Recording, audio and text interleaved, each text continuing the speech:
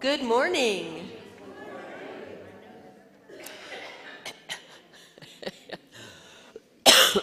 Okay, so just quick disclaimer before I welcome you. This is a cold. The test was negative. And Dan and Rich are going to be quick on the mute button this morning if I start to cough, so all is well. We're good. So getting that out of the way so no one worries. Welcome to Unity of Palmyra. We're centered in love. We embrace a positive path for spiritual living. We are an open and affirming congregation. We love you exactly as you are in all of your magnificent glory. And we're absolutely delighted that you are here this morning. So let's take a nice big deep breath as we become fully present. Wherever you are this morning, I invite you to give yourself the gift of being here now. Turn off the phone. I hear phones being turned off. Let go of the to-do list. Turn off your email notification. Just let yourself be here now in this incredible, wonderful, amazing, possibility-filled moment. This moment where there is joy. This moment where there is no fear, no worry. There is just now. There is infinite potentiality. There is peace. There is love. There is understanding. There is presence.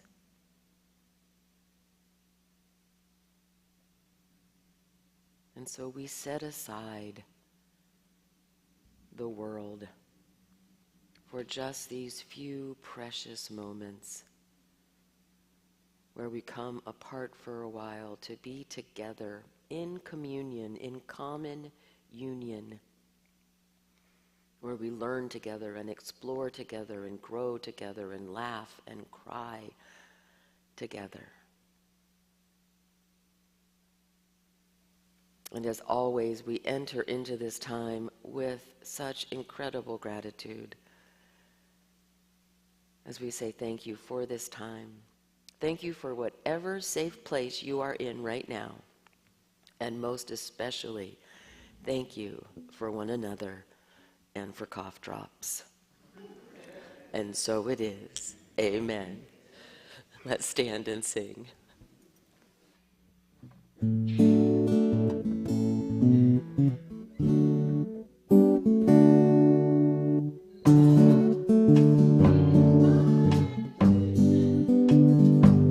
It's up to me to give of my heart,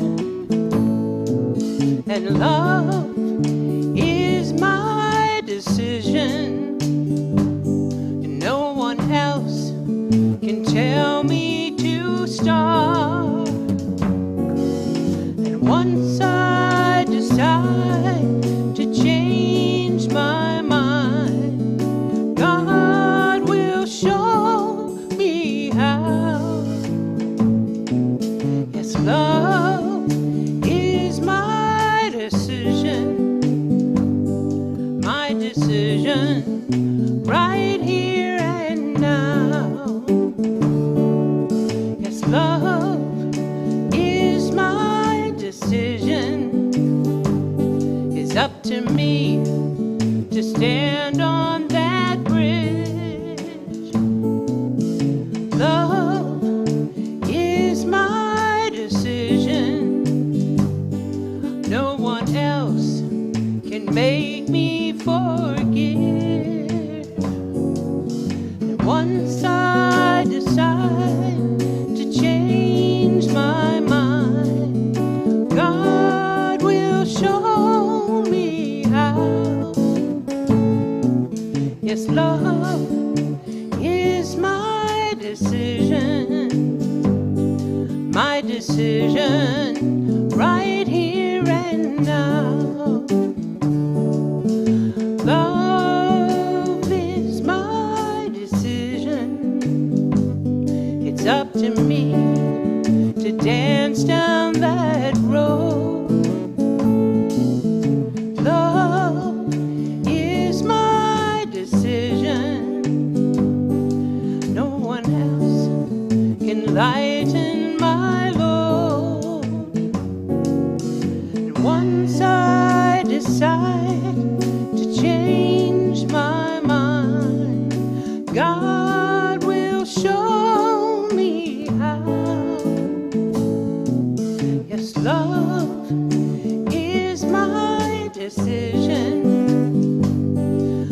decision, right here and now. And staying in that place of love, let's share in our vision. Together, centered in love, we embrace a positive path for spiritual living. And our mission, wherever we are, we provide a welcoming community that inspires and encourages all who gather here through the teaching, sharing, and practice of universal spiritual principles. One of the ways we practice those principles is to honor wherever you are on your journey. So if you would like a hug, we'll bring it in. If you're more comfortable with the handshake, just extend your hand and we will honor that. And if you want us to leave you completely alone, we understand. Just stay where you are and we will respect your space. Have a great time. And the Uniteens and Teens are meeting downstairs today. Sorry.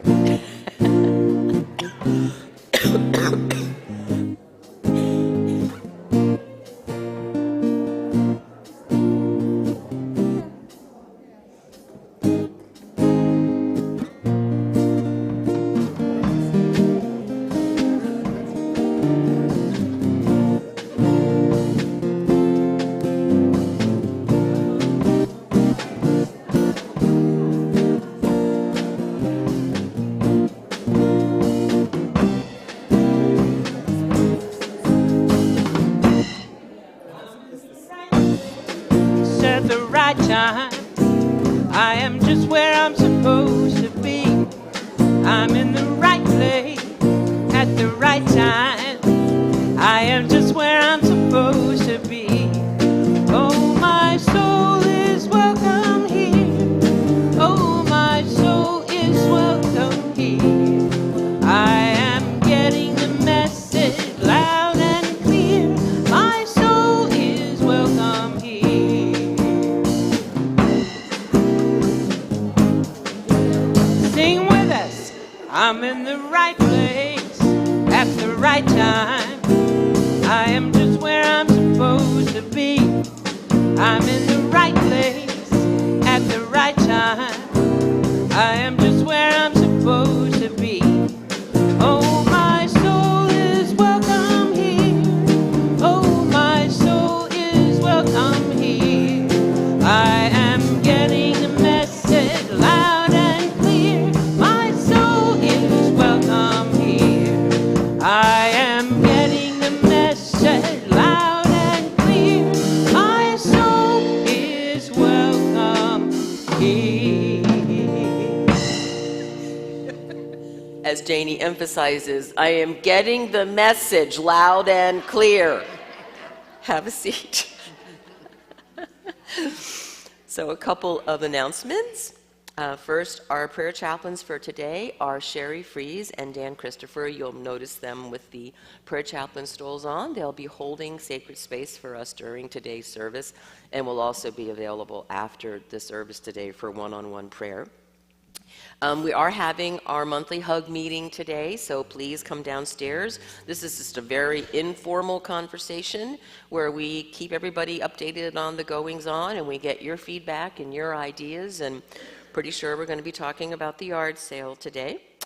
The social activism team meeting is on May 22nd this month. It's on the fourth Sunday this month, so please see Sherry Fries if you're interested in attending that. And the Eye of the Storm workshop this year is going to be on June 12th. This is a membership requirement, and I know some of you, we allowed you to join last year without that because it was the one membership class I just couldn't do over Zoom. It's too experiential. So if you joined but you didn't take that, please do sign up. We'll have a sign up for you downstairs next week. If you have taken it before, you might want to take it again because Jeff and I are going to teach it. I'm pointing to him, but I think he's downstairs with the teens. So pretend that Jeff is still sitting there. Okay, we're going to teach it together this year, because we're going to shift the focus a little bit into how do we practice being in the eye of the storm in the world today. What do you think? Think all the political ads we're being bombarded with right now, right? How do we be in the eye of the storm today? So we're still going to go over all of the principles, and we're going to do the exercises that really help us to integrate it. But we're going to incorporate how do we have those conversations from the eye of the storm? How do we calm our hearts and minds in the presence of what feels like hate-filled rhetoric? How do we stay in that eye during this time? So I really do encourage everyone to come. That is an in-person workshop. I can't do that over Zoom. There's just too much going on. So please do sign up for that. I think you'd find it very, very helpful. And Jeff and I are excited to work on that together, because he brings a very interesting perspective and decades of leadership experience with him. So Linda, Queen Linda of Yardsalia.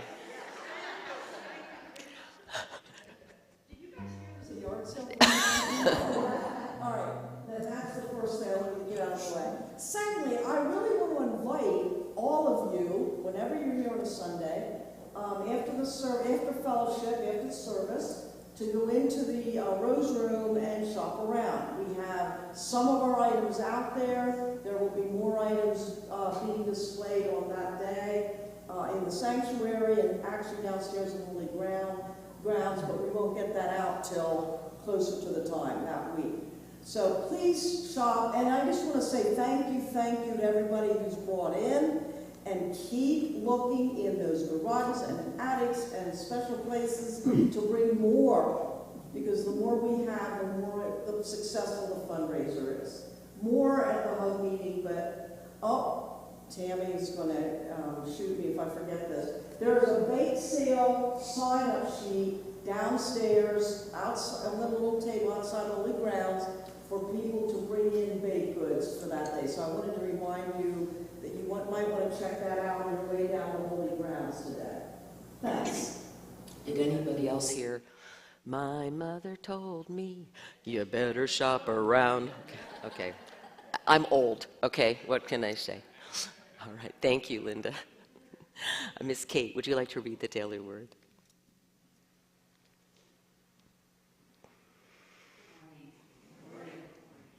Taking responsibility for my life leads me to freedom. Each life has its shares of ups and downs. Like most people, I have felt blessed by my happy experiences and laid low by my more difficult ones. I've used the spiritual tools of forgiveness and gratitude to learn from and move beyond my more painful experiences.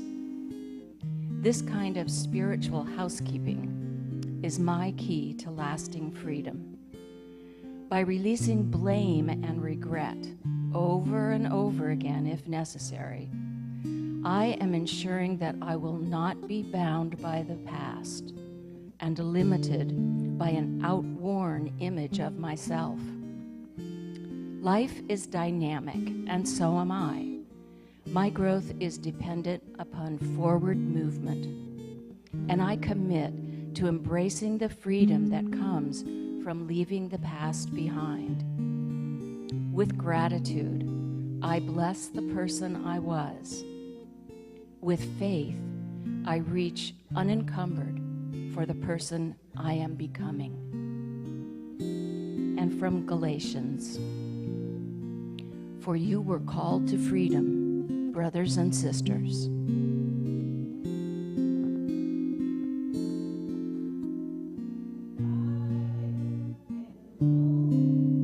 My family is here. I feel loved by the ones I hold so dear. And when my family needs me, I promise to be there. And when I need my family, I'm lifted up in prayer. Oh, so this is the time of our service where we consciously enter into that energy and attitude of prayer, that integration of body, mind, and spirit, that alignment with our mind and divine mind, our heart and universal love. And so we take a moment to simply breathe together,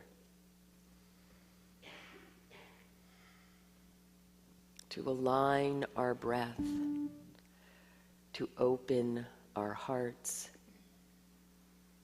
to extend that open-hearted energy beyond our physical body into the room.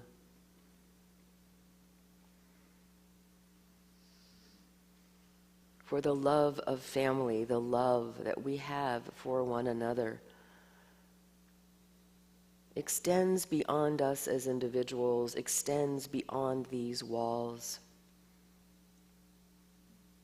It is connected to and part of the life force we call God, the universe, our higher power, by whatever name we label it. We are part of it. It is part of us, and it is love. And so as family this morning, we hold in our arms of comfort and compassion any one of us who is experiencing a challenge,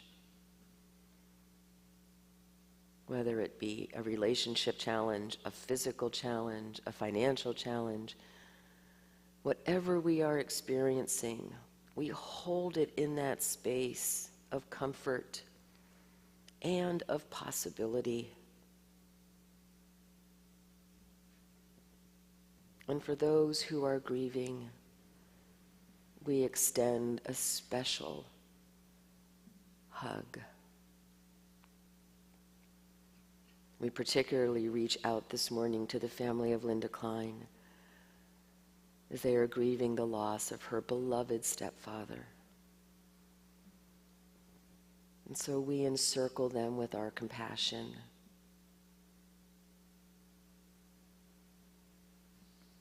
With our love. And while we acknowledge his reunion with his beloved and the joy they are experiencing in spirit, we also acknowledge the sorrow that the family feels in this loss.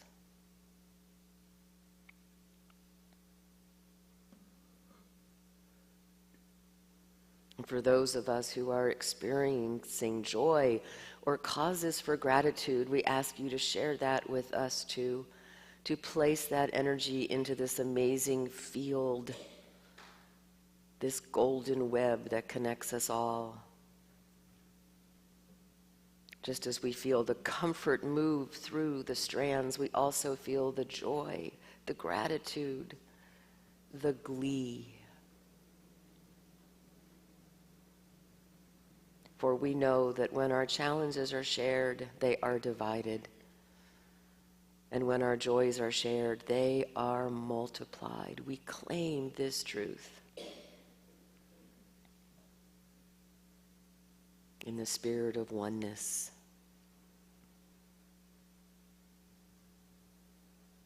And so it is. Namaste.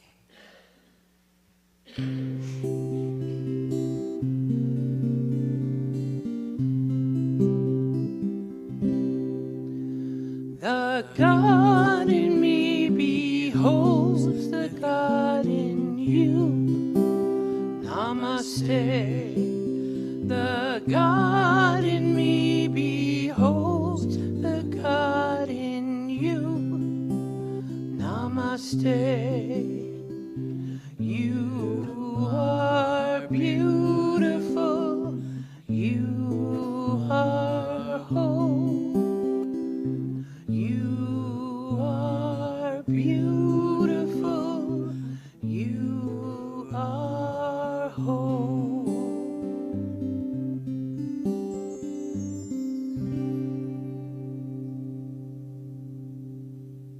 Janie, before you start that, I want to share a story about that song. I was talking to a friend this week who was going through some challenges, and she said, all of a sudden, that song started running through my head, right? And it got me through the conversation. It got me through the interaction. And that made me so happy, because that's the point. Take what we do here out there and practice it and use it. So thank you for that song running through our head. Okay, go ahead now. Well, since we stopped to talk, Okay.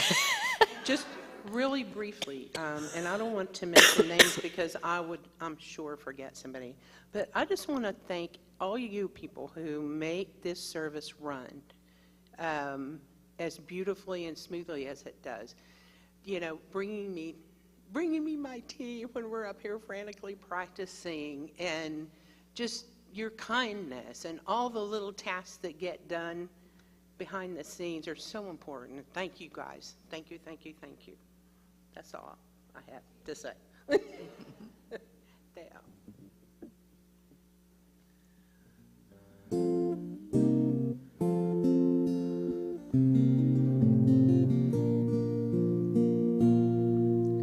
Je t'aime, te amo, et te pialu blue. Unio hevet otka, I love you. The sounds are all as different as the lands from which they came. And though our words are all unique, our hearts are still the same. Love in any language, straight from the heart, pulls us all together, never apart. And once we learn to speak it, all the world will hear. Love in any language, fluently spoken here.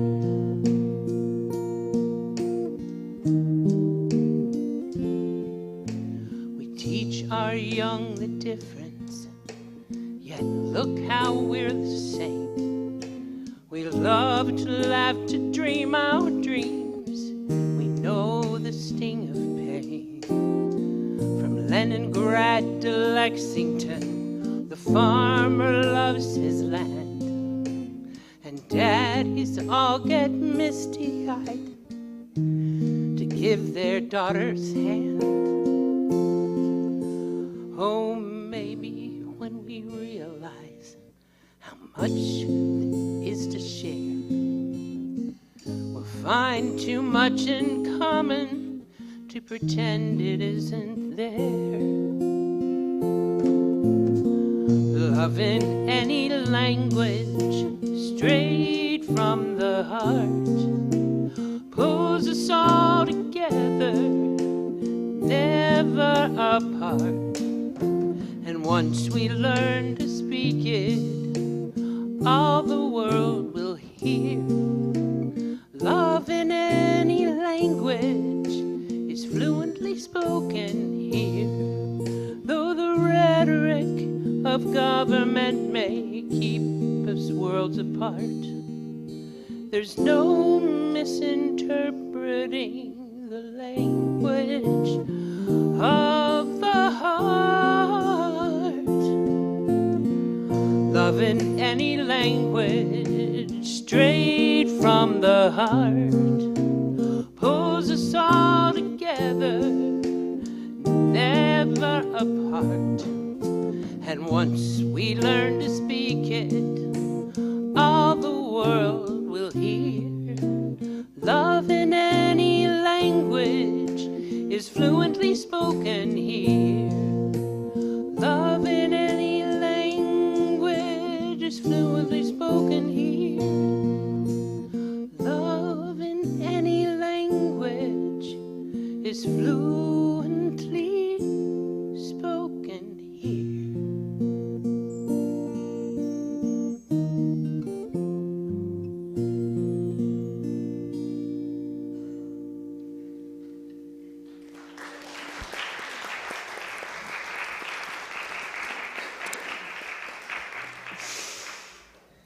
So welcome back to our series based on Roger Walsh's book, Essential Spirituality. Last week, we explored the first practice, which is transforming our motivation by reducing our attachment. In other words, let it go, right? That's become my mantra. So I wanted to just read the last little paragraph from last week, because the order that he's doing these in is important. They build on each other. And so this is what he says about the transition to this week's practice. He says, transforming motivation by reducing craving and finding your soul's desire is an essential spiritual practice. Among its many benefits, it reduces painful emotions such as fear and anger, and fosters positive emotions such as love and compassion.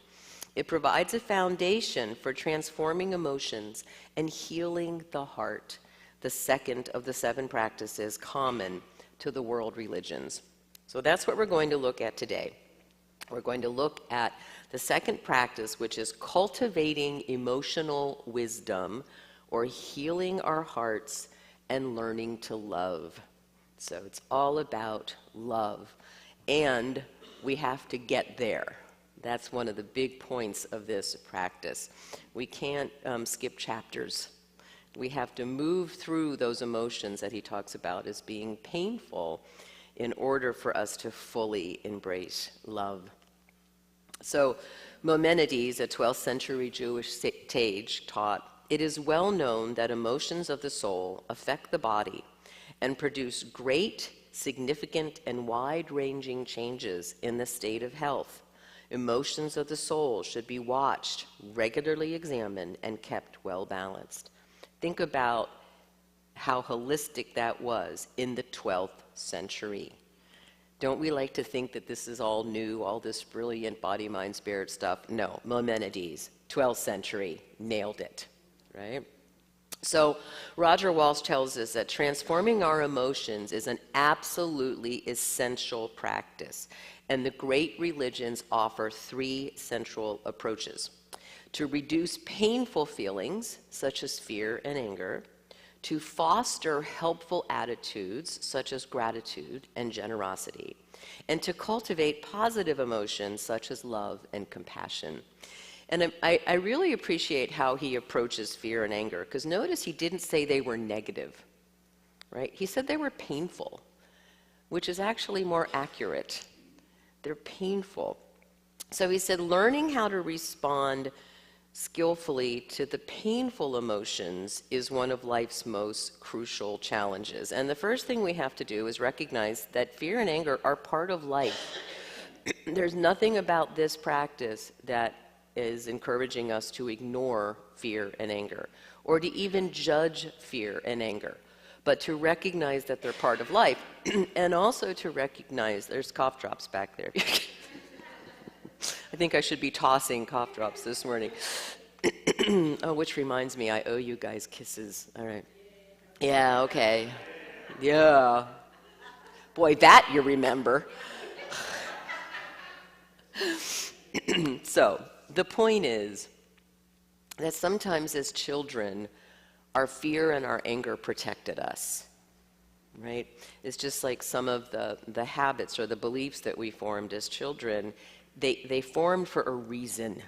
And so we don't want to judge them. We do want to recognize that as adults, we need to be discerning about how we express those. And as adults, we want to learn how to manage our fear and our anger so that we can use them constructively and not do any harm with them. So he says, we suffer from 3 major misconceptions about fear and anger. We judge or condemn them as bad or evil, right? If you get angry or you're afraid, you must be doing something wrong, especially, if you're spiritual, right? We ignore or defensively push the emotions out of our awareness. Yeah, how does that work for you? Yeah, what we resist persists, right? I actually prefer what we deny persists. It's more accurate. Or, this was an interesting observation, not that any of us would ever do this, we can indulge or inflame them. For example, by nursing feelings of resentment towards someone who hurt us or gleefully plotting revenge. In these cases, he says, we become what Shakespeare so eloquently calls passion's slaves. And it's not that I don't think any of us would gleefully plot revenge, but don't you sometimes find yourself wishing karma upon someone? See, that's how we say it. It's the same thing, guys, right? One of my mentors said, everybody else's karma is none of your business. Right? None of our business. So in any of those cases, whether we judge it, deny it, or delight in it, we're missing the point. And the point is that we want to grow and learn from whatever is bringing up the anger or the fear. Anger can be a red flag that something's wrong, right? Pay attention. Anger for me is pay attention. Fear can be, wait a second, what's up? Right? Again, pay attention. We don't want to ignore these or deny these. We also don't want to inflame them, and we don't want to project them. There's actually a word, if you're completely out of touch with your emotions, it's called dyslexithemia. Did I say that right, Sherry? Dyslexithemia. Okay, we're going to say I did. So it's like I'm not angry, but the people around me sure are. Wow, you guys are so angry, right? It's like, it reminded me of when you're a hammer, everything looks like a nail, right? So, does this mean that we're supposed to be automatons? Like, I'm not angry, I'm not afraid, I'm just, I'm turning into this navel-gazing bliss ninny. No, it's not what it means. It means that we are to feel what we're feeling and from that witness perspective. I'm witnessing my emotions. I'm curious about my anger.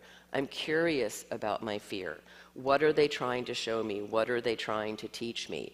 How can I, the word that he uses is equanimity. He said the great religions place great emphasis on equanimity, which is the capacity to experience the inevitable ups and downs of life without being thrown into wild emotional swings, right? I know for many of us, the last 2 years have been a huge opportunity to practice equanimity. And Walsh says the challenge is neither to suppress or indulge, but rather to explore and to learn, all right? So let's look a little closer at fear and anger, and I promise we're going to get to love, but we got to get through fear and anger to get to love. So fear.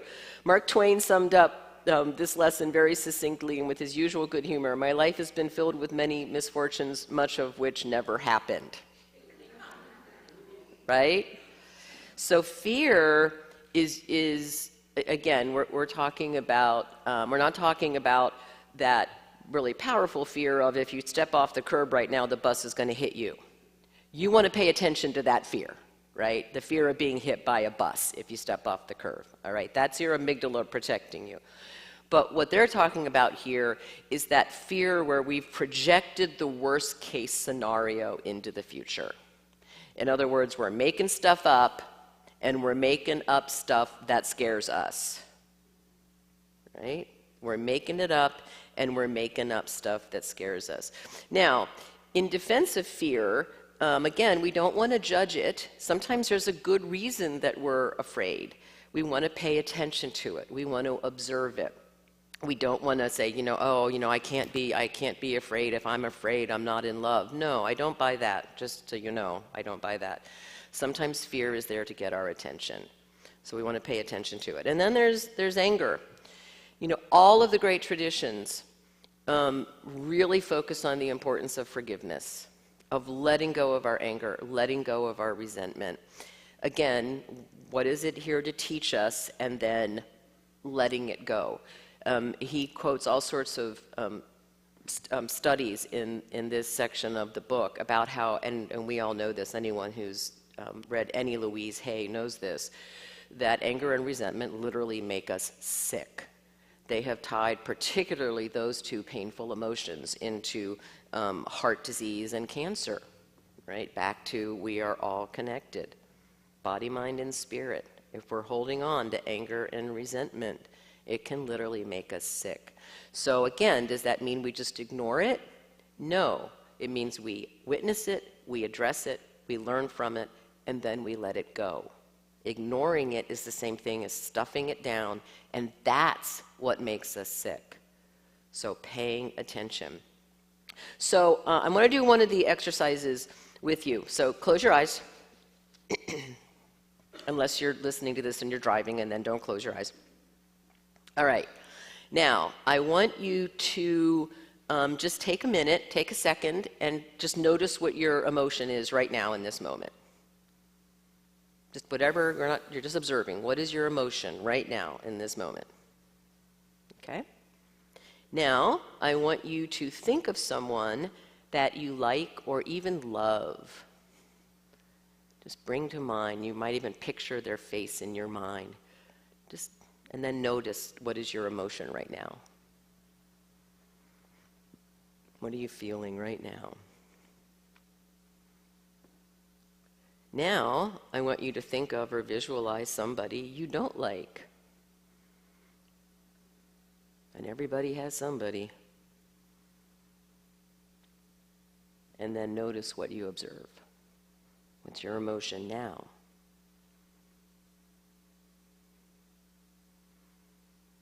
Now, still thinking of that person you don't like and noticing those emotions, I want you to smile. Come on, draw the corners up around your mouth. I'm watching you. Now what happened to your emotions?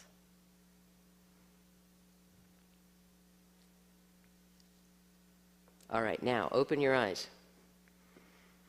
Was that a little bit of an emotional roller coaster in that? So here's what's fascinating about this exercise, and this really points to something that we hate, is our emotions have nothing to do with the other person, because that entire exercise happened in your head, right? It's back to noticing the emotions, not projecting them, not blaming them. He also talks about healing painful emotions. And this is the part, I think, where he's talking about healing our hearts, is noticing when we're in pain, noticing when we're feeling the anger, the fear, or even hate.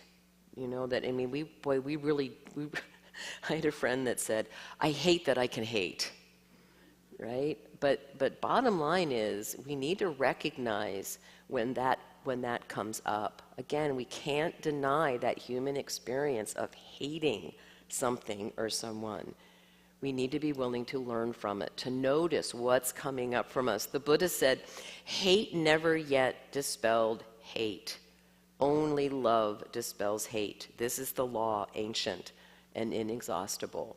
So in order to dispel the hate, we have to notice that we're feeling it. And we have to become willing to replace it, to transform it. I used the quote this week in the weekly email from Martin Luther King Jr. that said, only love can transform an enemy into a friend.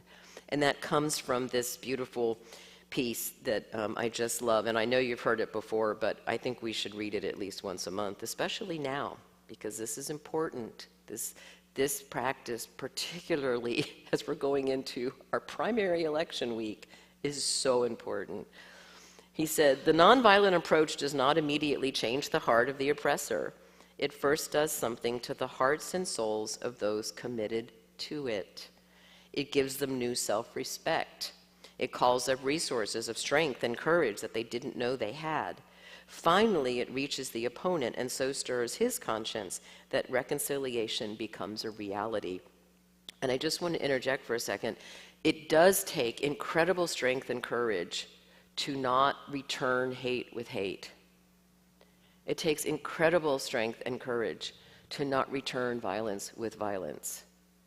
That's what we're talking about in this practice, in developing that emotional wisdom. He goes on to say, the ultimate weakness of violence is that it is a descending spiral, begetting the very thing it seeks to destroy. Instead of diminishing evil, it multiplies it. Through violence, you murder the hater, but you do not murder hate. Returning violence for violence multiplies violence, adding deeper darkness to a night already devoid of stars. Darkness cannot drive out darkness. Only light can do that. We must meet hate with creative love. Creative love. Love is the most durable power in the world. Love is the only force capable of transforming an enemy into a friend. So rather than avoiding our fear and anger, Walsh wants us to explore it.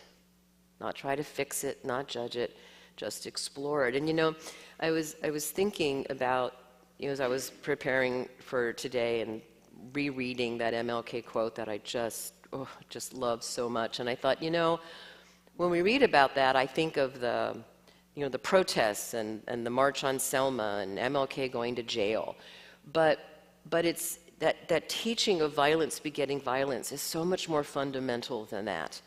You know, Jackie and I were talking last week because she has a no-hitting, absolutely no-hitting policy in their house, which we totally agree with. And I said to her, you know, one of my biggest regrets is that when you guys were little, we spanked. Not very often, but we did. We would resort to spanking. And I said, you know, I really regret that and know so much better now that that doesn't help.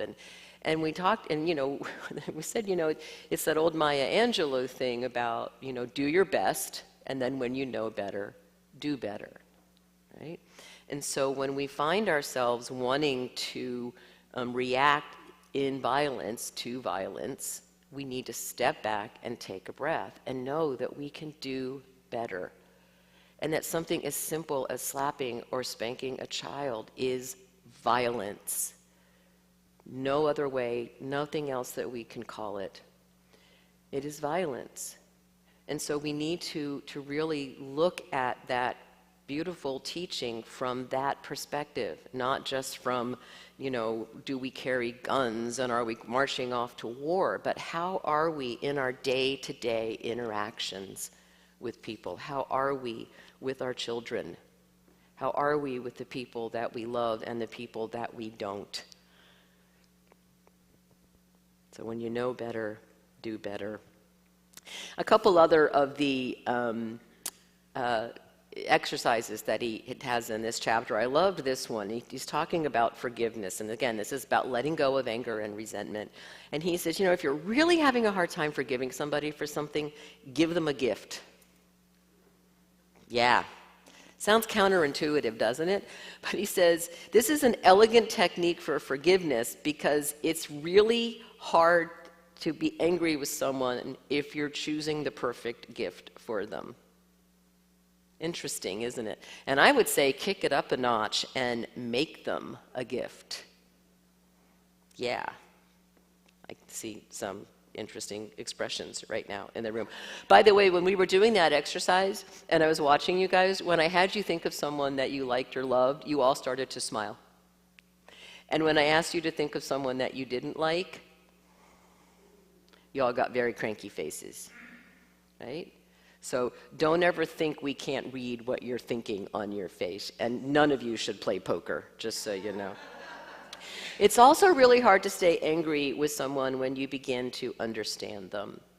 And he said the French have a saying, to understand is to forgive. There's a really neat forgiveness process I was introduced to several years ago, where in order to forgive the person that you're struggling with, you picture them as a child. You picture them in their innocence, right? Now, the important thing about forgiveness is not about excusing behavior, right? Very important. Forgiveness is not about what they did was okay, because most times it was not. But forgiveness is letting yourself off the resentment hook. It's letting them off the spit that you've been roasting them on, right? And it's seeking first to understand. It's also acknowledging our own mistakes, right? Back to, you know, regretting some of the things I did as a parent. I will tell you, nothing helped me to understand and forgive my parents faster than having kids, right? All of a sudden I thought, oh, I get it. I get how easy it is to lash out when you haven't slept for 3 weeks or showered for 2 weeks and you're exhausted, right? I get it. I understand. So I became more forgiving of their mistakes, and then I did the even deeper work of becoming forgiving of my own, right? I often said that becoming a parent was absolutely the fast track to observing all of my faults, right? Because, boy, everything that you don't want to be comes up when you're dealing with a defiant 2-year-old or a defiant 13-year-old, right?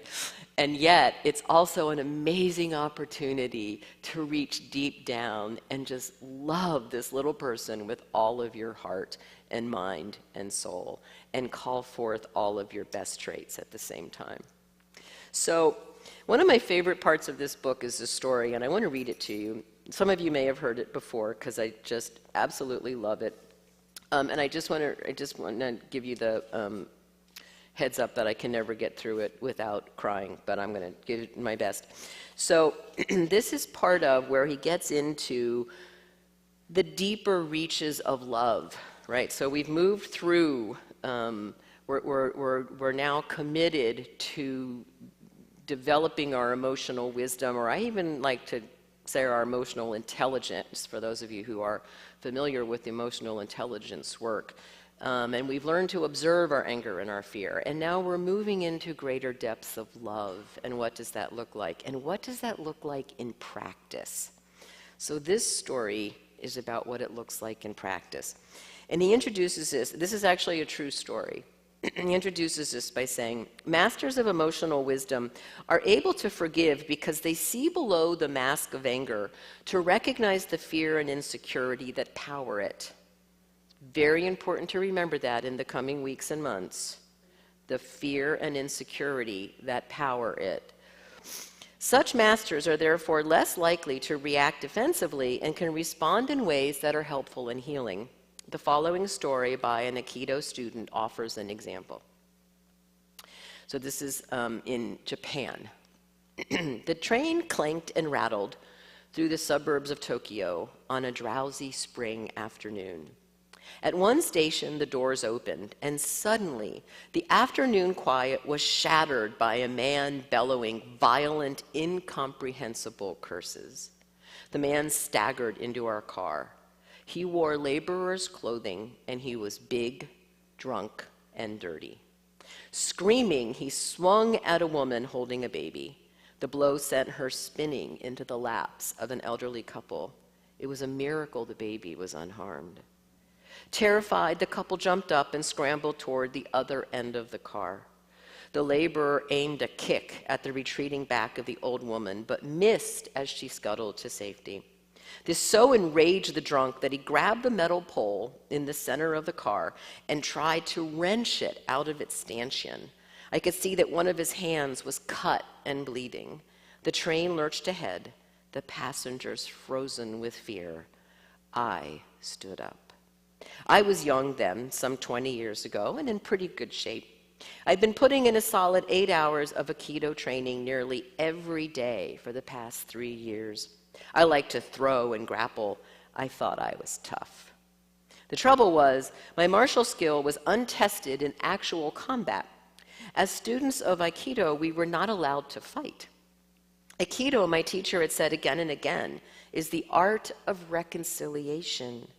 Whoever has the mind to fight has broken his connection with the universe. If you try to dominate people, you are already defeated. We study how to resolve conflict, not how to start it. I listened to his words. I tried really hard. I even went so far as to cross the street to avoid the chimpira, the pinball punks who lounged around the train station. My forbearance exalted me. I felt both tough and holy. In my heart, however, I wanted an absolutely legitimate opportunity whereby I might save the innocent by destroying the guilty.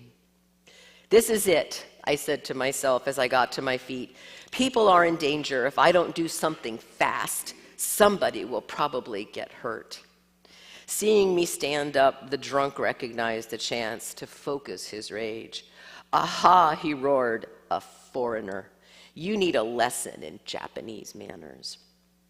I held on lightly on the commuter strap overhead and gave him a slow look of disgust and dismissal. I planned to take this turkey apart, but he had to make the first move. I wanted him mad, so I pursed my lips and I blew him an insolent kiss. "All right," he hollered. See how he's kind of getting around his teacher's teaching? Notice how we do that, right? "All right," he hollered, "you're going to get a lesson." He gathered himself up for a rush at me. A fraction of a second before he could move, someone shouted, "Hey!" It was ear-splitting. I remember the strangely joyous, lilting quality of it, as though you and a friend had been searching diligently for something, and he had suddenly stumbled upon it. "Hey!" I wheeled to my left. The drunk spun to his right. We both stared down at a little old Japanese man. He must have been well into his 70s, this tiny gentleman, sitting there immaculate in his kimono. He took no notice of me, but beamed delightedly at the laborer, as though he had a most important, most welcome secret to share.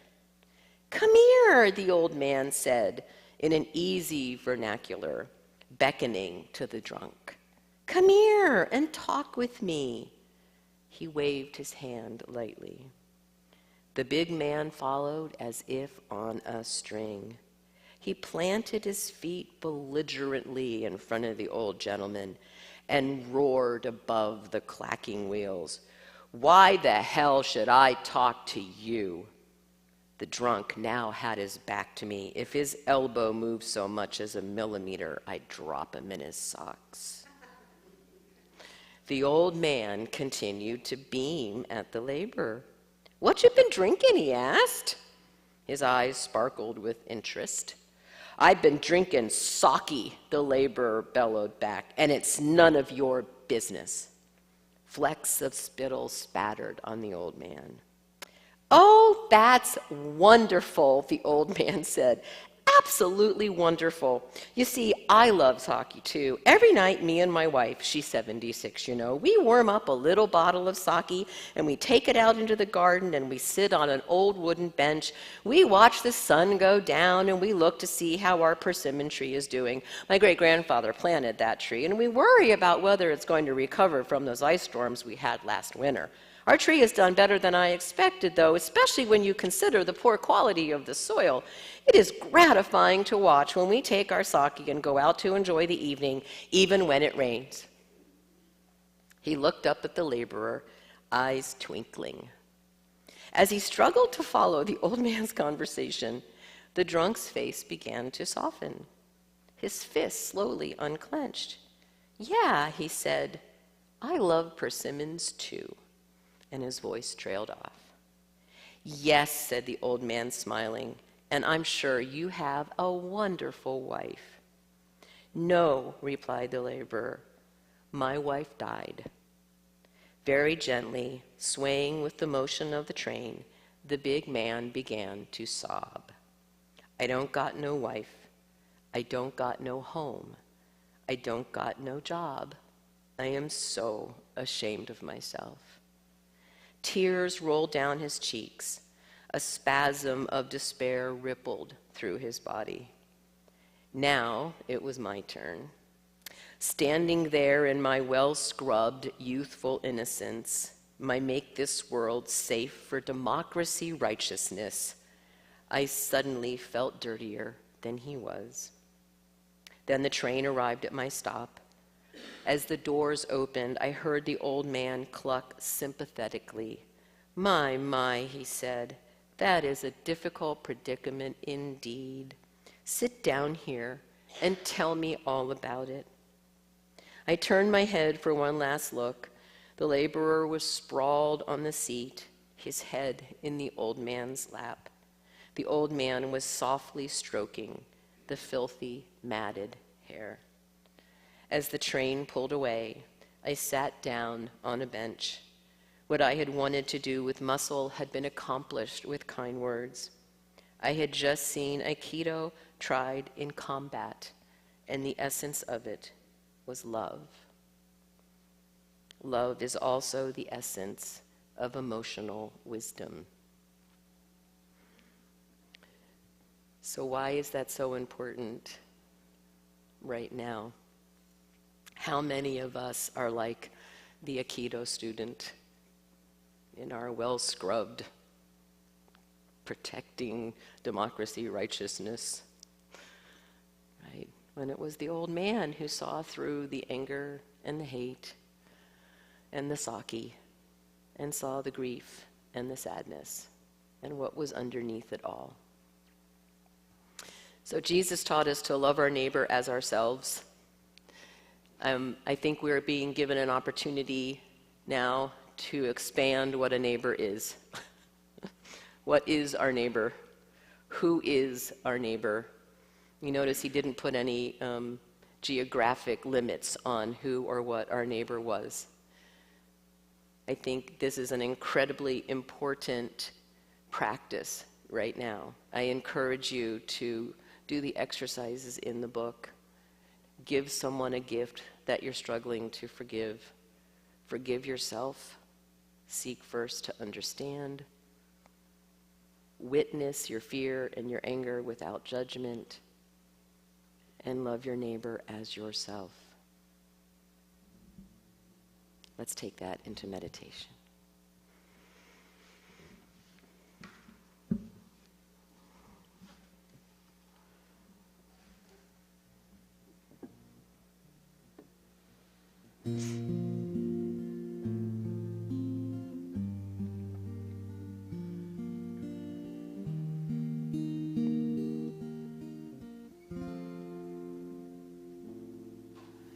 In this moment, in this place, I remember who I am, letting fear and worry fall away from me. I open my eyes and see there is only love. There is only love. Love that heals, love that sets us free. There is only love.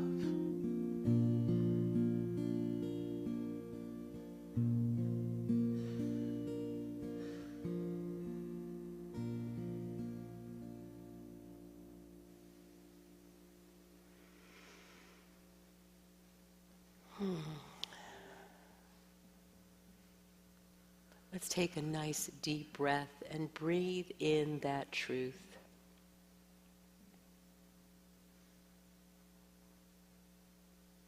What if there was only love?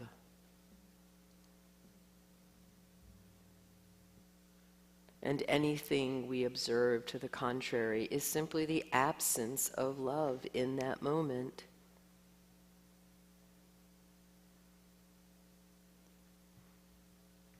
What if, like the little Japanese gentleman, we could see beyond the fear, the hate, the anger,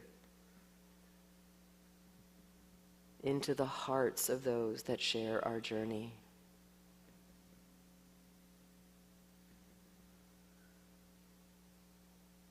What if we become willing to allow love to transform an enemy? Anyone or anything that we perceive to be against us, into a friend, into something or someone that is for us.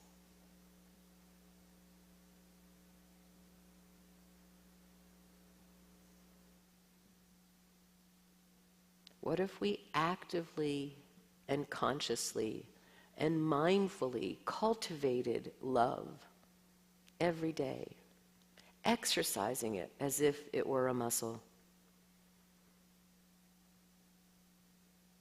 When we become annoyed or offended, we take a breath, we step back, we witness.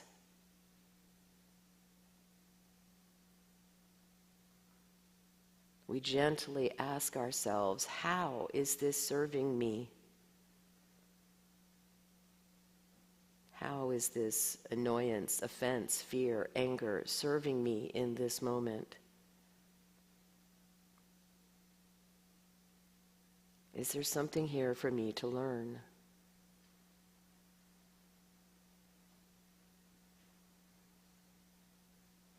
And then we shift into love.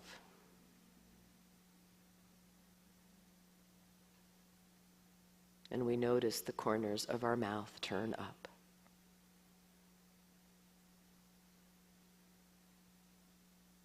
This is an incredibly powerful practice throughout our day. Noticing our emotions, witnessing our emotions, not judging them, not making them right or wrong, better or worse, but simply noticing the ebb and flow of what we're feeling.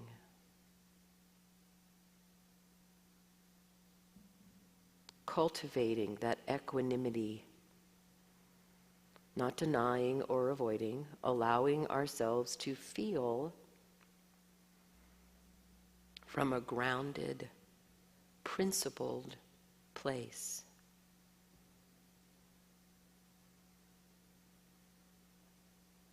Centering ourselves in love.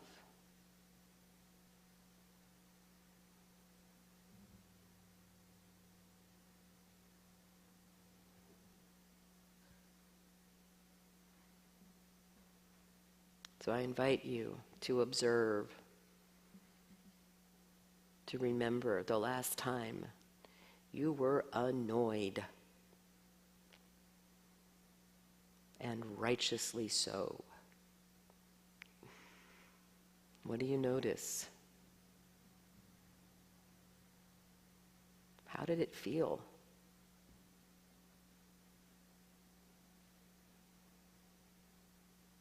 Did it support you in showing up as who you've come here to be?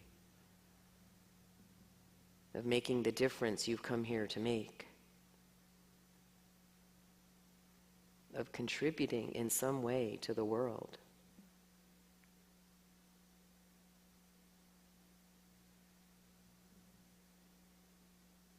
Now ask, is there anything about this person or situation that I can love? Anything at all, no matter how small. Is there anything I can love?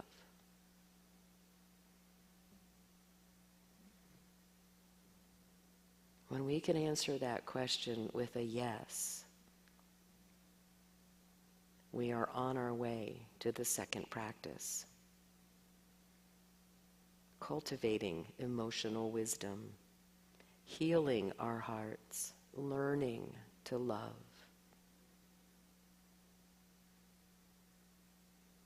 Allowing ourselves to be human. Allowing those we share our journey with to be human. Seeking first to understand.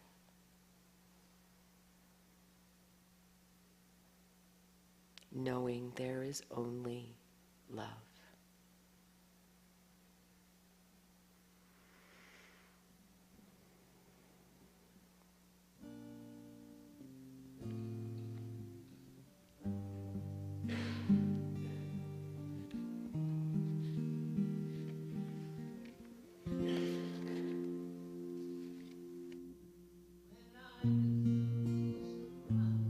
Self.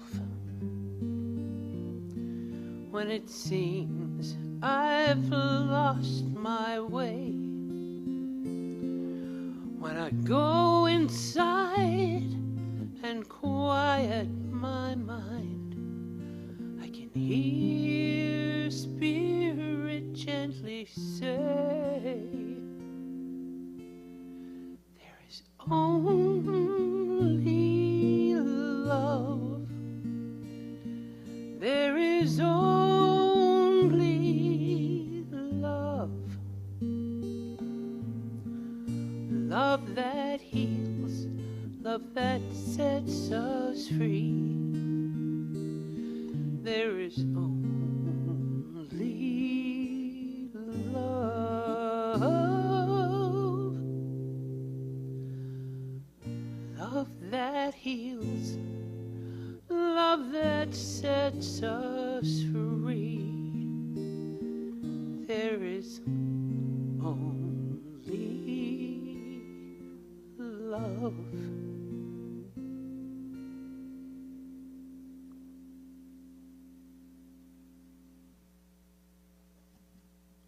Services where we make each other cry.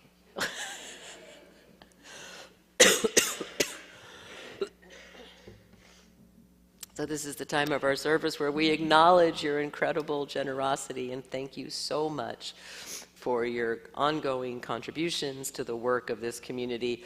You know, that alone makes us important, right? In a world that sometimes feels just so overwhelmingly yucky, a technical term, right?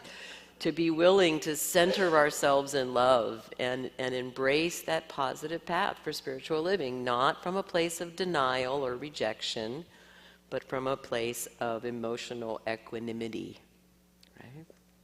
So thank you for your ongoing generosity. Good morning.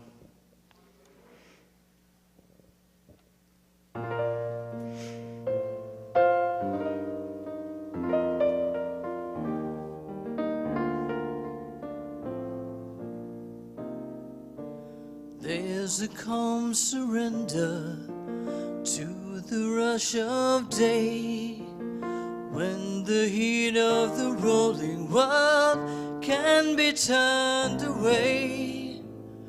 An enchanted moment, and it sees me through. It's enough for this restless warrior just to be with you. Can you feel the love tonight?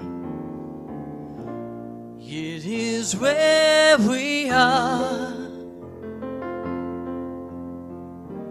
It's enough for this wide-eyed wanderer that we got this far.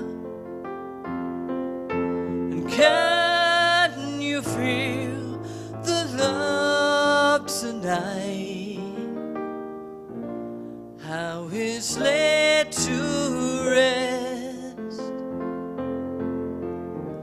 It's enough to make kings and vagabonds believe the very best.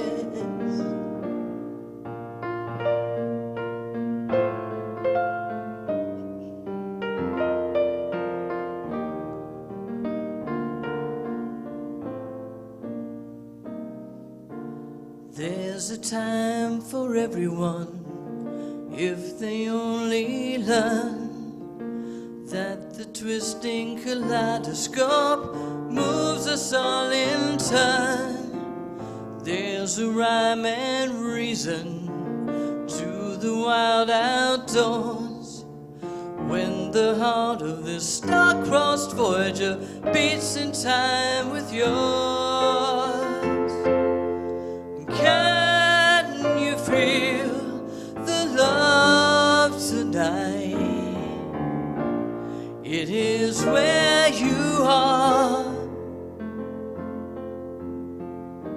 It's enough for this wide-eyed wanderer that we got this far.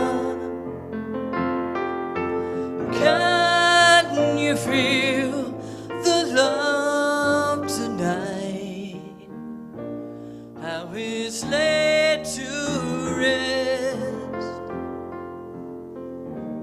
It's enough to make kings and vagabonds believe the very best.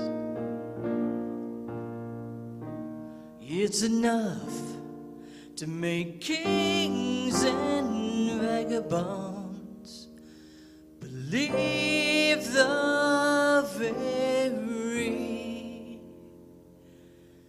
best.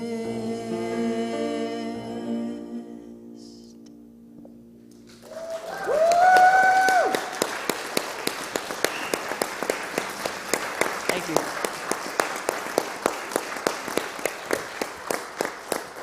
Young lady in the front row. I want to share with all of you what is really my biggest challenge in terms of loving someone that is not lovable. And daily, the best I've gotten to do is to ask God to put Vladimir Putin in his hands. Yeah. Yes. The congregation thinks that. Yes.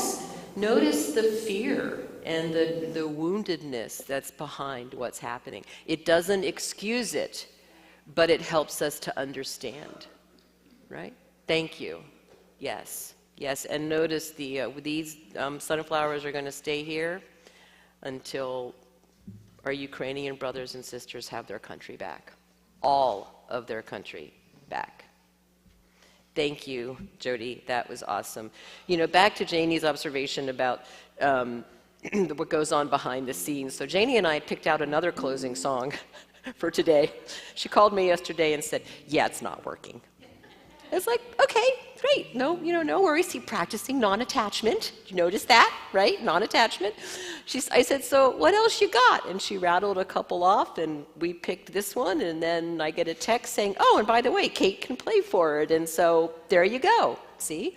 This is what happens behind the scenes. We practice what we preach. You hear that? We walk our talk behind the scenes and in front of all of you. So let's stand up now and share in our unity blessing. Our unity blessing. Sorry. Oh, yeah, the kids have come in. I'm sorry. Thank God you're here, Janie. This little light of mine, I'm gonna let it shine. This little light of mine, I'm gonna let it shine. This little light of mine, I'm gonna let it shine, let it shine, let it shine, let it shine. With the teenagers next time and ask if they want us to sing them in or not. You know, we'll let them make that decision. All right, so what did you guys look at today? We learned about our feelings and how it's important to feel them, but they don't define us. Well, I just should have had Lisa do the talk. We learned to feel our feelings, but not allow them to define us. Okay, well, that would have been a lot shorter. Yeah, right. And I just want to say that I am so grateful you guys are learning that now, because it's going to preclude a whole bunch of therapy later, okay? Seriously, like all the combined therapy everyone in this room has had. So well done. I'm so glad you're here. Thanks for coming today. All right, can we bless you? Is that okay? All right. All right, together, we love you. We bless you. We appreciate you. And we behold the Christ in each and every one of you. Yes, we do. Okay, I'll put you out of your misery. You can go sit down now. Let's sing the peace song. And thank you, Janie, for keeping me on track today.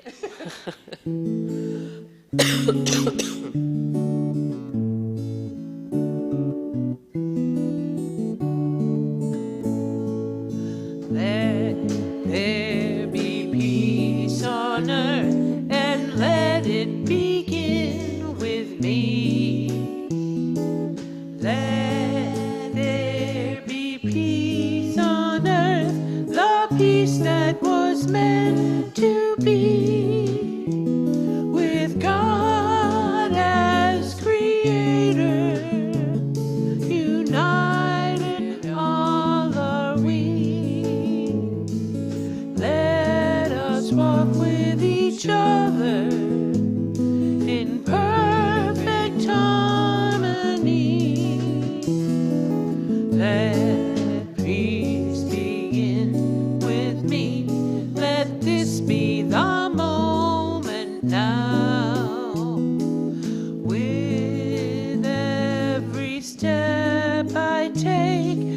let this be my joyous vow, to take each moment and live each moment in peace eternally. Let there be peace on earth, and let it begin with me.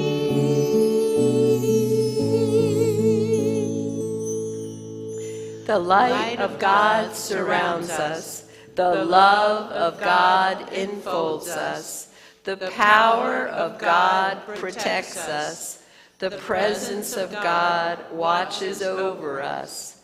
Wherever we are, God is. And wherever God is, all is well. Amen. Go forth this week and choose love. Amen? Amen. All right, join us downstairs for fellowship and the hug meeting. We love you. Bye-bye, Facebook and YouTube land. See you next week.